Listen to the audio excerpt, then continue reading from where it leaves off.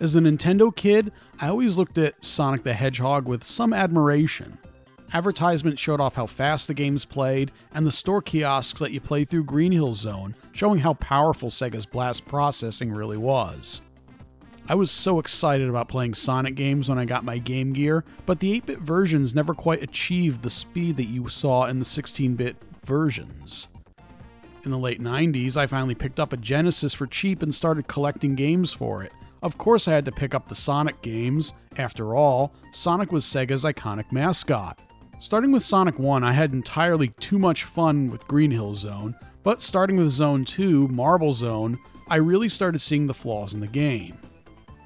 After 3 acts of standing on platforms that move as slow as molasses, you get to Labyrinth Zone, and if you thought the Marble Zone was slow, you haven't seen anything yet. I can usually get to Act 2 in Labyrinth Zone before I turn the game off out of pure boredom. Sonic 2 is a much better experience, fixing many of the issues seen in the first one, but it still had its problems. The game felt too long for me, and there was too many places throughout the entire game to get punished for trying to go fast. Just look at Chemical Plant Zone. If you aren't slow and careful, you can easily fall into the purple liquid and have to repeat long stretches of the level. I mostly passed on Sonic 3 and Sonic & Knuckles after sampling a few stages, deciding to give it some time, and after over 20 years, I put in an effort to play the game. Playing through Sonic Mania got me interested in the series again, and I was interested in seeing the games that included levels featured in Mania. I kind of wish I didn't wait so long because Sonic 3 and Knuckles is a great game and the best of the retro Sonic titles. This was Sonic Team at their best, from level design to graphics and sound. Everything lined up perfectly. Well, mostly. There are a few flaws, but there are more than enough good things to drown out the bad. More than just being a good game, I finally came to understand how Sonic games are built and how you're supposed to play them to get the most enjoyment out of your experience. So let's take a look at Sonic 3 and Knuckles. First off, let me clear up what game in particular I'm talking about. Sonic the Hedgehog 3 was released in February of 1994 on the Genesis as a single, but somewhat incomplete game. The reason it was incomplete is due to Sega entering into a cross-promotion deal with McDonald's, and were required to release a game by February of 94, regardless of how complete or buggy the game was. Sonic 3 was going to have around 10 zones, and featured the ability to play as Sonic, Sonic and Tails, Tails, or Knuckles. Due to time constraints and a troubled development cycle, Sonic 3 shipped with only 6 zones, and Knuckles was not implemented as a playable character, even though there are areas in places like Angel Island Zone Act 1 that only Knuckles can access. In October of the same year, Sega released the second half of Sonic 3, called Sonic & Knuckles. This game featured 8 zones, where some of the zones were intended for Sonic 3, and several new ones added to fill out the game. This time, you could play as Knuckles as well. Each of these games can be played on their own as complete games. The only issue with this is that Sonic 3 seems too easy since it's the early stages of a much larger game, and Sonic & Knuckles starts out maybe a little too difficult for someone playing a Sonic game for the first time. But Sega gave you the option to combine both games into a single one called Sonic 3 and Knuckles. This was done with the special Sonic & Knuckles cartridge that Sega called Lock-On Technology. Just put Sonic 3 on the cartridge slot on top of Knuckles, and the game combines. Once you get to the end of Stage 6, you'll get the ending cutscene, but instead of the staff roll, you'll enter Stage 7, which is the first stage of the Knuckles part of the game. This is some really interesting technology that Sega sadly never used for anything outside of this particular game. The way it works is that the ROM files for both Sonic 3 and Sonic & Knuckles are 16 megabits. The Genesis can read up to 32 megabits. When Sonic 3 is connected, the Knuckles cart puts Sonic 3's ROM at the beginning of the program memory, and the Knuckles ROM on the second half of those address spaces, fooling the Genesis into seeing a single 32 megabit game. The lock-on cart can also be used with Sonic 2 and Sonic 1. When Sonic 2 is connected, the Knuckles cart does that same thing, but an additional ROM chip adds a patch code to Sonic 2, making the game start as Knuckles the Echidna in Sonic 2. This is really an early example of an official ROM hack by Sega. When Sonic 1 is detected, a Blue Sphere minigame stored on the Knuckles cartridge plays instead.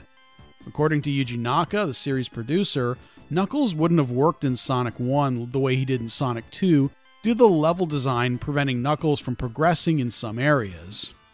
I kinda wish Sega used this technology more. Think about it. Sega could have used this to patch games with expansion content or mash up characters from different games. If Streets of Rage 3 used lock-on technology, you could plug in the first game and play as Skate or Roo, or plug in Golden Axe and Battle Death Adder with Blaze and Axel. You could also release lock-on cartridges as expansion packs with more levels that use or even improve early small ROM games by adding extra animation sprites or backgrounds or sound assets. Sadly, that never happened.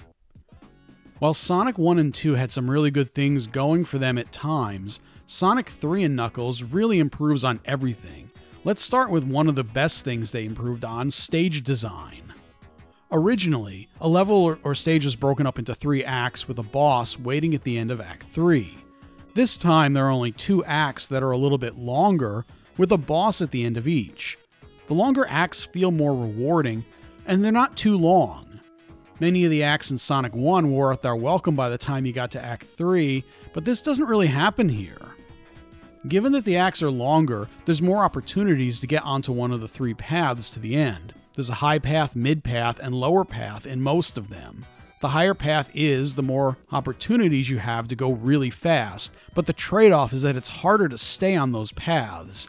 On the bottom, you have to take it slow due to many hazards including pits, spikes, and all sorts of enemies placed in spots where running fast or launching off of a bounce pad will end up with you taking a hit. Speaking of going fast, the level design works in ways that reward you for navigating difficult sections with open areas to speed through. The previous games always felt to me like those dangers were always lurking past every spring and bounce pad. You always had to worry about going fast. This time, I always felt satisfied with getting to blast through sections of stages after exiting a tough area. Sure, there are always hazards when running at top speed, but these were now designed to go fast and required some skill to know when to apply speed or slow up, and not designed to cause cheap hits with spikes and enemy placement while you're spinning really fast. There were a few bad designs though. Some areas would loop infinitely on slides and loop-de-loops, and you'd have to figure out how to escape the infinite looping. I never really figured these out and always got out by pure luck. These seemed like lazy design, even though they look impressive as you loop around these slides. Each zone has its own gimmicks as well. Angel Island Zone has swinging vines that you need to grab. Flying Battery Zone has wind that blows you from post to post. Ice Cap Zone starts off with you rushing down slopes on a snowboard. Some areas even got really creative, like the interiors of Sandopolis. In this zone, the lights go out slowly and little ghosts start to follow you. As it gets darker, they get bigger and more will show up, and they'll attack you once the lights are fully out. You need to get to a pulley that activates the lights quickly before they become aggressive. More than that, there are tons of secrets throughout the stages, more than in previous games, and with the size of each area, it's rewarding searching for those fake walls or breakable blocks to get some extra rings, power-ups, posts to enter bonus stages, or the giant ring to get to a secret stage. This is a good time as any to talk about the secret stages and Chaos Emeralds. There are 14 in total in the combined game, and you have a ton of opportunities to enter giant rings to earn a Chaos Emerald. I've never really liked the idea of secret stages in the previous games. Sonic 1's Emerald stage may be a little queasy, and I never really understood how to navigate them. Sonic 2 is okay until you realize that the draw distance is so poor that it's more memorization than anything else. And God forbid you play Sonic with Tails, because he seems to just enjoy slamming his face into those spikes, costing you your rings. This time around, it's the Blue Sphere stages. Sonic runs automatically, and you need to pick up enough rings to get a continue, and get all the blue spheres to get a Chaos Emerald. This is actually a tolerable minigame, but it's by no means easy. It starts out slow and peaceful with nice calm tunes playing. After a little bit of time, Sonic speeds up, making it harder to turn while he's running. Also, the music keeps speeding up too, which makes it feel way more stressful than it should be. The one thing I really don't like in the game design is how crucial the Chaos Emeralds are to this game. Like previous games, acquiring them all lets you turn into Super Sonic, but in addition to that, you can't access the final stage of the game and fight the true final boss without all 14. The issue I take with this is that the special stages are so different from the main game that it feels like a cheap gimmick. The deeper into the game you get, the harder it is to find the giant rings, meaning many deaths due to the 10-minute time limit while you're searching for these. Even worse, once you enter a ring, it's permanently gone, even when you load your save game, so you only get a single chance per giant ring. I guess it's so there could be more replay value to the game, given the fact that it has a save feature and you can replay stages after beating it to try and collect the remaining emeralds from the rings you haven't found yet. Getting back to the main game, there are way more power-ups for you that help navigating the stages and change up the gameplay in some fun ways. You have the water shield that lets you breathe underwater and bounce higher than you can normally jump. Then there's the fire shield, which makes you immune to fire attacks and lets you perform a flying fire dash. Finally, there's the lightning shield that makes you immune to electrical attacks, attracts rings towards you, magnetizes you to certain ceilings, and lets you double jump.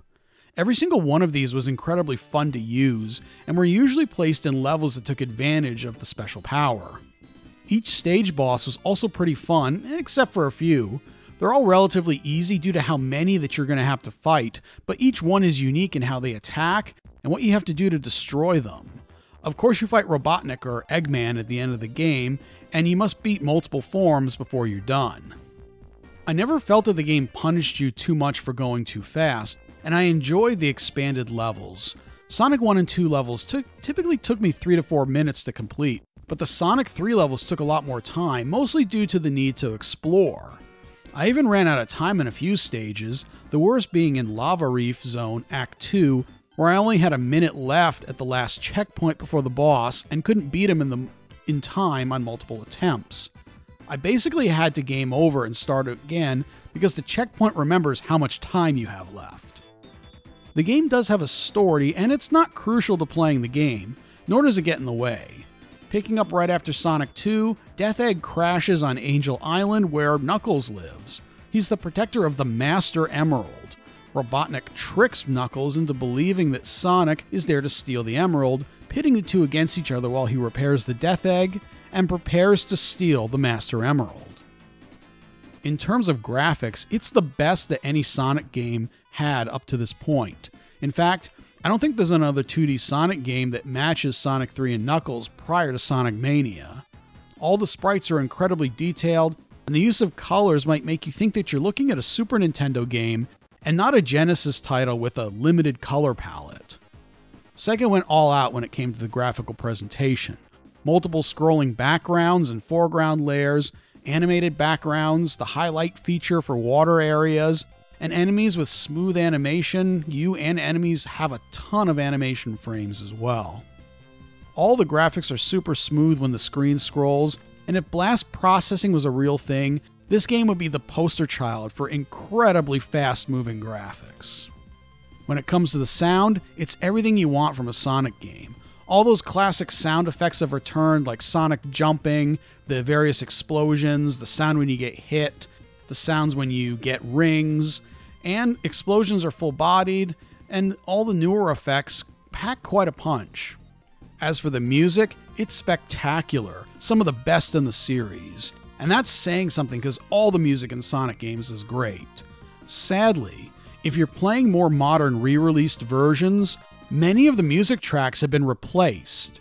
It's no longer a rumor that Michael Jackson contributed to the composition of several songs in the Sonic 3 portion of the game.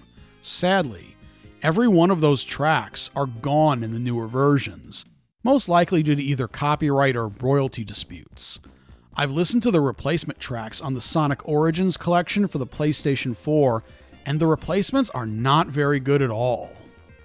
Every one of these tracks in the original are high-energy rocking tunes And whether you like some of the Michael Jackson tracks like Carnival Night Zone, you can't deny that they are unique and memorable. Many of the Sonic 3 and Knuckles tracks were used in Sonic Mania as well, including the Angel Island Zone, Hydra City Zone, Blue Sphere Special Stage, Mushroom Hill Zone, Flying Battery Zone, and Lava Reef Zone. Here's a little sample of some of my favorite songs from this game.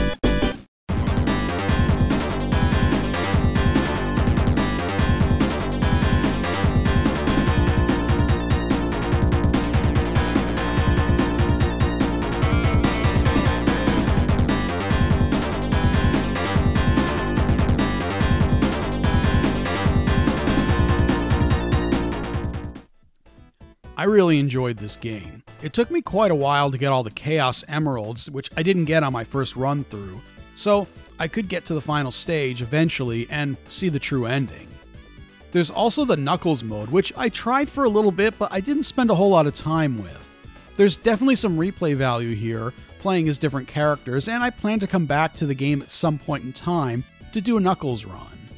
The difficulty isn't too bad, and with the save feature, it's easy to jump back in later on without having to spend a lot of time getting back to the stage that you're stuck on, unlike the previous games.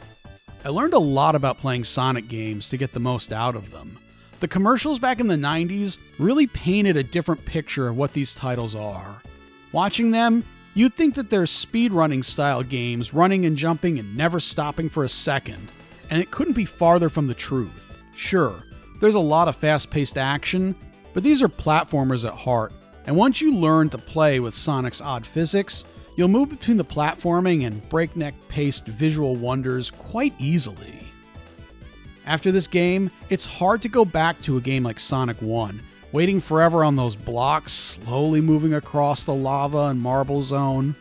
If there's one Sonic game that you're looking to play, honestly, go with Sonic Mania on all of the new consoles.